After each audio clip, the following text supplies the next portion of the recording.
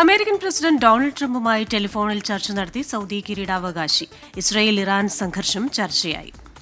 ഇസ്രയേലിന് പിന്തുണ നൽകും എന്ന് അമേരിക്കൻ പ്രസിഡന്റ് ഡൊണാൾഡ് ട്രംപ് പറഞ്ഞു. അമേരിക്കയിൽ നിന്ന് മധു കൊട്ടാരക്കര ഇപ്പോൾ വിവരങ്ങളുമായി ചേരുന്നുണ്ട്. മധു, വലിയ സംഘർഷാവസ്ഥയിലേക്ക് കാര്യങ്ങൾ പോവുകയാണ്. ഇറാൻ അമേരിക്കയും കൂടി കുറ്റപ്പെടുത്തുന്നുണ്ടല്ലോ ഈ വിഷയത്തിൽ. എന്താണ് നിലവിലെ സാഹചര്യം Madhu? Good morning Unmesh. Christina, ആണവായുധം തടയുന്നതിനാണ് ഇസ്രയേൽ അവരുടെ ദീർഘകാല ശത്രുവായ ഇറാനെതിരെ ഇതുവരെയുള്ള ഏറ്റവും വലിയ ഈ ആക്രമണം ആരംഭിച്ചിരിക്കുന്നത്. ഇസ്രയേലിൽ പ്രതികാര വ്യോമാക്രമണം ഇപ്പോൾ ഇറാൻ നടത്തിയിരിക്കുകയാണ്. രാജ്യത്തെ രണ്ട് വലിയ നഗരങ്ങൾ ജെറുസലേം അതുപോലെ ടെൽഅവീവിലും ഒക്കെ വലിയ സ്ഫോടന ശബ്ദങ്ങൾ കേട്ടതായിട്ടുള്ള റിപ്പോർട്ടുകളാണ് വരുന്നത്. ഇറാനിയൻ മിസൈലുകളെ തടയുവാൻ തങ്ങളുടെ വ്യോമ പ്രതിരോധ സംവിധാനങ്ങളൊക്കെ നല്ല രീതിയിൽ പ്രവർത്തിക്കുന്നുണ്ടെന്നാണ് ഇസ്രായേൽ സൈന്യം അറിയിച്ചിരിക്കുന്നത്. വെള്ളിയാഴ്ച രാത്രി 2 ആക്രമണങ്ങൾക്ക് ശേഷം ശനിയാഴ്ച ഇറാൻ വീണ്ടും 3ാമത്തെ വ്യോമാക്രമണം നടത്തിയതായി ഇറാന്റെ വാർത്താ ഏജൻസി പറയുന്നുണ്ട്.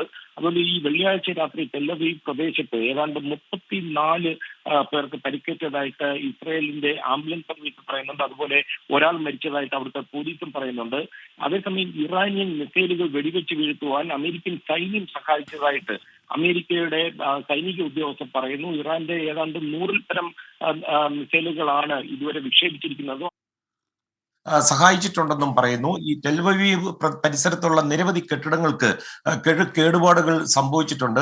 അതേസമയം ഈ വെള്ളിയാഴ്ച രാവിലെ ആരംഭിച്ച ആക്രമണങ്ങളിൽ ഇറാന്റെ പ്രധാന ആണവ കേന്ദ്രങ്ങളിലൊന്ന് നമുക്കറിയാം ഇസ്രായേലിലെ ഈ സാരമായ കേടുപാടുകൾ വരുത്തുകയും ഒക്കെ ചെയ്തിട്ടുണ്ട്. അതുപോലെ ഉന്നത സൈനിക ഉദ്യോഗസ്ഥരുടെയൊക്കെ ഒരു നിരയെ തന്നെ കൊല്ലുകയും ചെയ്തു എന്നുള്ള റിപ്പോർട്ടുകൾ ഇസ്രായേലിന്റെ ഭാഗത്തു നിന്ന് വരുന്നുണ്ട്.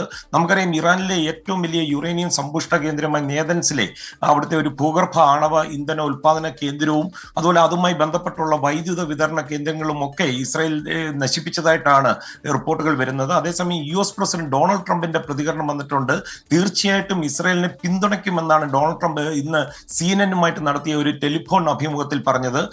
ഇറാനിൽ ഒറ്റ രാത്രി കൊണ്ട് നടത്തിയ ആക്രമണങ്ങൾ വളരെ വിജയകരമായ ആക്രമണം എന്നാണ് ഡൊണാൾഡ് ട്രംപ് പറയുന്നത്. എന്തെങ്കിലും ബാക്കിയാകുന്നതിന് മുമ്പ് ആണവ കരാറിൽ ഒപ്പുവെക്കാൻ ഡൊണാൾഡ് ട്രംപ് ഇറാന് മുന്നറിയിപ്പ് നൽകുകയും ചെയ്തിട്ടുണ്ട്. ഉന്മേഷ്, ക്രിസ്റ്റീന.